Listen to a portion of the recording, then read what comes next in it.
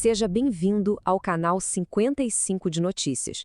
Olha, hoje a gente vai desvendar uma história que parece até roteiro de filme, sabe? Mas infelizmente é a mais pura realidade. A gente está falando aqui de um esquema que pode ser chamado, sem exagero, de o crime perfeito contra a aposentadoria de milhares e milhares de servidores públicos. E para a gente começar a entender esse absurdo, tudo parte de uma pergunta bem simples, mas que até agora ninguém respondeu direito. Afinal de contas, para onde foi todo esse dinheiro? E assim, não estamos falando de qual que é trocado, não.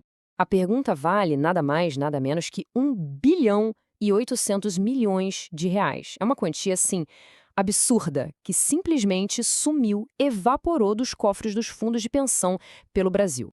E é muito importante a gente ter isso em mente. Não era um dinheiro qualquer, sabe? Um dinheiro para obra, para um investimento de risco. Não. Era o dinheiro sagrado. Aquele dinheiro que garante o futuro de quem trabalhou a vida inteira sonhando com uma aposentadoria tranquila. E o que foi que fizeram com essa grana toda? Bom, numa decisão que desafia qualquer lógica, qualquer pingo de prudência, o dinheiro foi todo injetado num banco que, vamos ser sinceros, o mercado financeiro inteiro já comentava nos bastidores que estava podre, que estava à beira do colapso. E aí, em novembro de 2023, aconteceu o que todo mundo já esperava.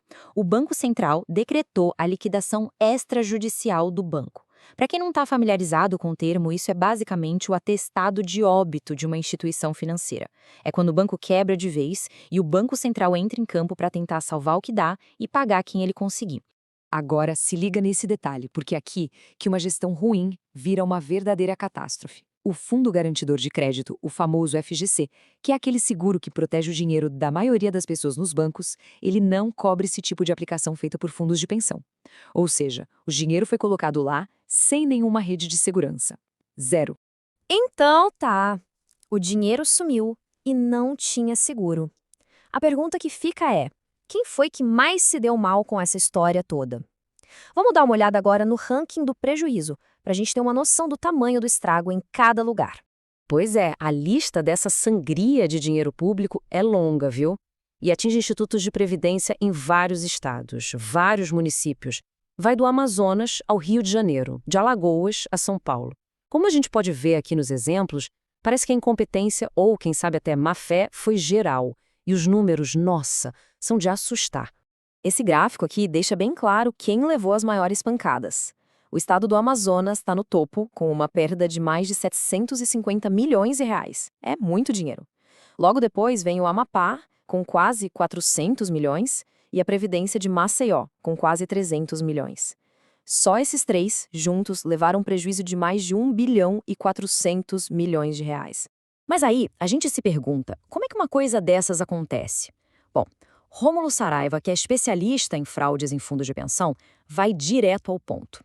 Ele diz o seguinte: a análise de risco, aquela análise técnica que serve para proteger o dinheiro, foi simplesmente deixada de lado, e no lugar dela entrou a tal da ingerência política. Traduzindo, as decisões não foram tomadas pensando em proteger os aposentados, mas talvez em beneficiar algum aliado político. Com um desastre deste tamanho, o mínimo que se espera é que os responsáveis apareçam e assumam a culpa, certo? Mas o que a gente está vendo é aquele clássico jogo de empurra, sabe? Um festival de justificativas. As desculpas basicamente se dividem em duas grandes narrativas. De um lado tem a turma do "a culpa é do ex". Os gestores de agora apontam um dedo para os que vieram antes, dizendo que a decisão foi tomada contra a recomendação técnica, e do outro lado vem a defesa padrão. A gente só seguiu as regras, alegando que na época o banco tinha uma nota de crédito boa, selo de qualidade e tudo mais. E aqui a gente vê as reações oficiais na prática. O Prev Paulista, lá de Pernambuco, foi mais direto e diz que vai processar o ex-prefeito e o ex-diretor. Já a Maceió Previdência está usando justamente a desculpa da boa nota de risco. Enquanto isso, Rio Previdência e Amprev estão correndo para a justiça numa tentativa desesperada de conseguir recuperar alguma coisa antes que seja tarde demais. E no meio disso tudo, a gente chega na parte mais importante dessa história. No fim das contas, com o dinheiro desaparecido e os gestores um jogando a culpa para o outro, quem é que vai pagar por esse rombo bilionário? A pergunta aqui no slide é mais para a gente refletir, mas a resposta é muito, muito real. Se esses bilhões todos não forem recuperados, E vamos ser honestos, a chance disso acontecer é mínima. De onde é que vai sair o dinheiro para pagar as aposentadorias que foram prometidas para tanta gente? Pois é, a conta no final sobra para todo mundo. Vão ser os próprios servidores, que talvez tenham que contribuir mais, e todos os contribuintes, com seus impostos, que vão ter que cobrir o buraco que a má gestão deixou.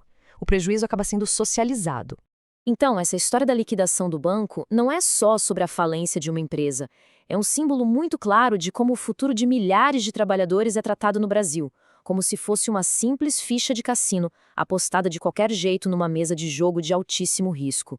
E a questão que fica no ar é: até quando a gente vai permitir que isso continue acontecendo? Se essa análise foi importante para esclarecer as coisas, então se inscreva aqui no canal, deixe sua curtida no vídeo e ative as notificações para não perder as nossas próximas apurações.